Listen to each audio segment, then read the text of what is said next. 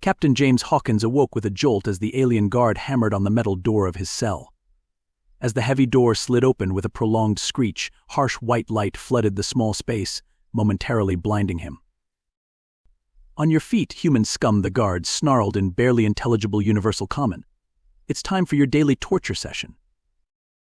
Hawkins slowly stood, his joints aching from another cold night on the hard metal bench that served as both bed and chair in the bleak cell. After 3 months as a prisoner of the Zorlacks, the once muscular soldier had grown painfully gaunt, his body covered in bruises, scars, and burns from their interrogations. But his blue eyes still shone with the unbroken spirit and defiance that had earned humanity a reputation as the most indomitable warriors in the galaxy.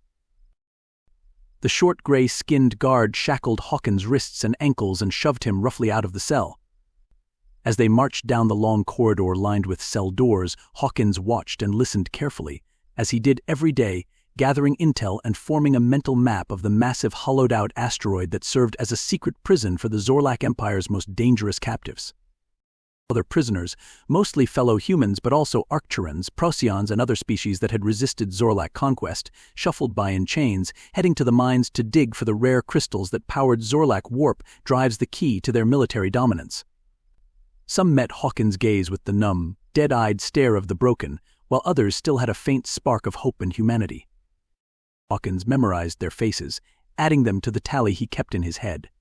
By his count, there were now 527 prisoners on the asteroid, more than enough to overpower the guards, commandeer the ships, and stage a mass prison break if he could rally them. And if his crazy plan worked. The guard led Hawkins into a circular white room where a Zorlack officer waited by a metal table covered in painful-looking instruments. As the guard strapped him to the table, the officer leaned over him, his lipless mouth stretched in a cold approximation of a smile. "Are you ready to finally divulge the location of the hidden human fleet?" Captain the officer asked. "Or shall we peel off more of your hide today?" "Rot in hell, you sadistic bastards," Hawkins spat. "I'll never betray my species." "Very well," the officer replied, picking up a long, serrated blade. "Let's begin." Hawkins gritted his teeth as the blade pierced his skin. This was the worst part of the day, but he endured it for the precious nuggets of intel it provided. The officer liked to gloat and brag between torture sessions, revealing key details about the station's layout, systems, and the number and movements of the guards. Hawkins used the pain as fuel for his hate, letting it sharpen his mind and senses as he planned. 3 hours later, the Zorlacks dumped Hawkins' bloody, shaking body back on the floor of his cell. He dragged himself to the bench and lay still, feigning a near-comatose state until he heard the guard's footsteps recede. Then he staggered to the back wall of the cell and pried loose the meal tray slot at the bottom, revealing a tunnel just wide enough to crawl through. For months, he had been secretly digging it using a sharpened spoon, concealing the entrance and dispersing the soil through the prison's waste disposal system. Now, after a final night spent widening and reinforcing it, it was finally ready. Hawkins took a deep breath and wriggled into the tunnel on his stomach, using his elbows to pull himself forward in the dark, trying not to think about the tons of rock surrounding him. The pain of his fresh wounds made him dizzy and nauseous, but he pushed on until he reached a grate directly above the guard's armory, just as he had meticulously planned. With a primal yell, Hawkins burst through the grate and leapt down into the armory, grabbing the first weapon he saw, a plasma rifle.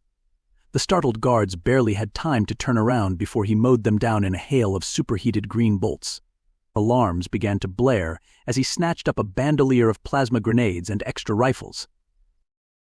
Hawkins kicked open the armory doors, steeling himself for a wave of reinforcements, but the hallway was empty. He raced to the nearest cell block and shot out the locking mechanisms, flinging open the doors. A dozen haggard Arcturan miners blinked at him in shock and confusion. "Take these weapons and free the others," Hawkins yelled, tossing them rifles. "We're busting out of this hellhole." The Arcturans hesitated only briefly before determination settled over their hatchet-like faces. With screeching battle cries, they grabbed the rifles and charged out to liberate their fellow prisoners. Hawkins moved methodically through the blocks, destroying locks and passing out weapons as his ragtag army grew. Finally, all 500-plus prisoners were armed and gathered in the station's massive central cavern. A few guards tried frantically to restore order, only to be ruthlessly gunned down. Hawkins climbed onto a shipping crate and raised his fist, calling for silence. "My fellow rebels," he shouted, his voice echoing through the cavern. "Today we reclaim our freedom. No more cowering before the Zorlack jackboots. No more slaving in their mines." The prisoners roared and rattled their weapons in approval. Hawkins allowed himself a grim smile. The first part of his plan had worked perfectly. Now came the hard part. "Our ships are in the hangar on the lower levels. Stay in squads, watch each other's backs, and fight like demons. For our fallen comrades, for our homeworld's attack." With an earth-shaking battle cry, the horde surged toward the elevators and access shafts leading to the hangar. Hawkins sprinted to place himself at the front of the charge. As the elevators opened on the hangar level, they were met with a hail of plasma bolts from the entrenched Zorlack defenders.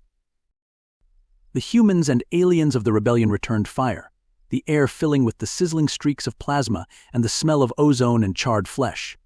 Hawkins lobbed grenade after grenade, blasting smoking craters in the enemy positions. Zorlacks flew through the air as the explosions tore through their ranks. Onward. To the ships, Hawkins bellowed over the cacophony of battle. Beside him, a burly human miner named Kowalski hefted a rotary plasma cannon and mowed down a platoon of guards in a torrent of green fire, howling with glee.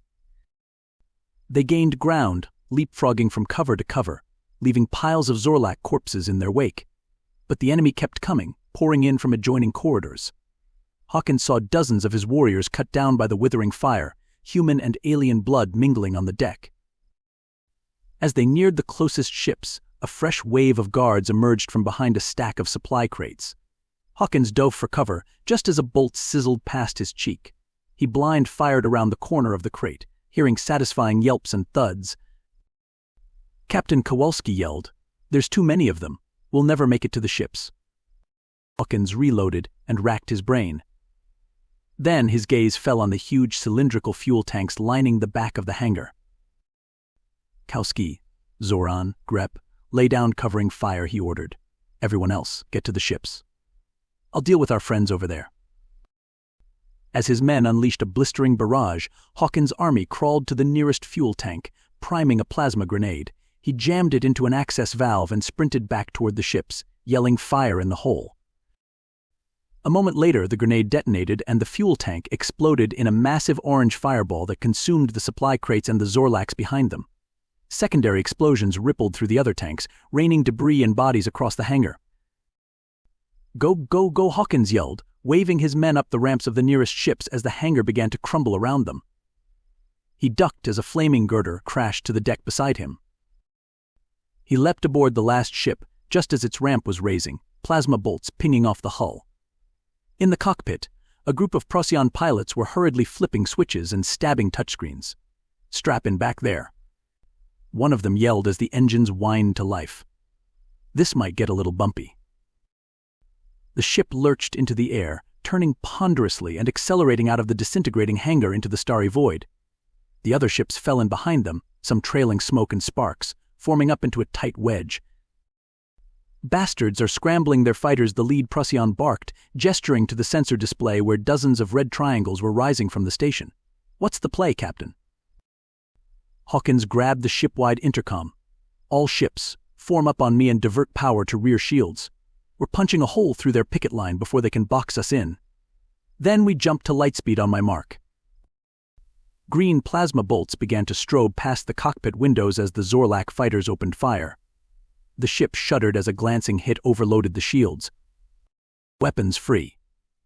"Give them hell, boys," Hawkins shouted as he targeted the nearest fighter and sent a missile streaking into its cockpit. The fighter pinwheeled away, trailing fire. Beside him, the gunners whooped as the other ships opened up with a thunderous barrage of missiles and plasma. The tight formation plowed through the swarming fighters, the pilots deftly jinking and juking. Hawkins saw several rebel ships take critical hits and explode into expanding clouds of glittering fragments. "Their cruisers are moving to cut us off," the sensor operator reported urgently, pointing to a group of massive red wedges lumbering onto the screen. "They're charging their beam weapons."